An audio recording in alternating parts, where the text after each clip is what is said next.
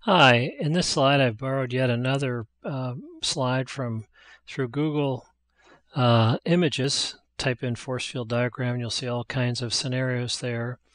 But in this case, the subject is, should we develop a new product in-house, or maybe should we outsource it? Maybe this would be a part of a case example that you could use for Waypoint. Should you subscribe to Waypoint, or should you try to knock off everything they have one off in-house? And there are points for and points against.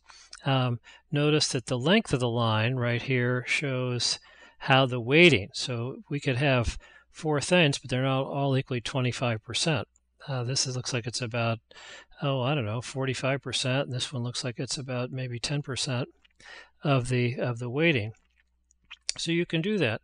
Now you could say, well, I'm on the pro side and I really want this to happen. So what else can we add on this side, or how can we put more wood behind the arrow here?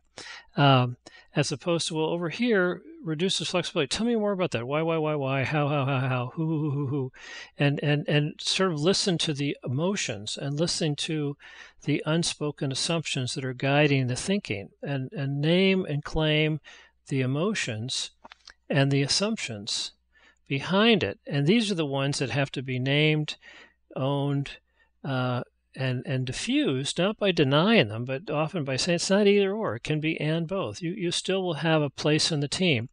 Because down here, it's all about politics. Who gains and loses power, control, who's got a magic act and therefore can sort of coast along and make a pretty big salary, and they you can't touch them, because if they do, there's a lawsuit, or they have a magic act that nobody else can do. And then who's supposed to execute? Because the people that have to actually do it, they're the ones that have the risk of failure. If they succeed, who's going to steal all the glory and the acclaim? These are the really bigger issues that are often much bigger than the realities, and very unstable and ungrounded. So that's the real story. We got to get all these dramatically reduced, and then if it makes sense, it'll start to move down the field. So that's an example of a force field diagram. Thank you.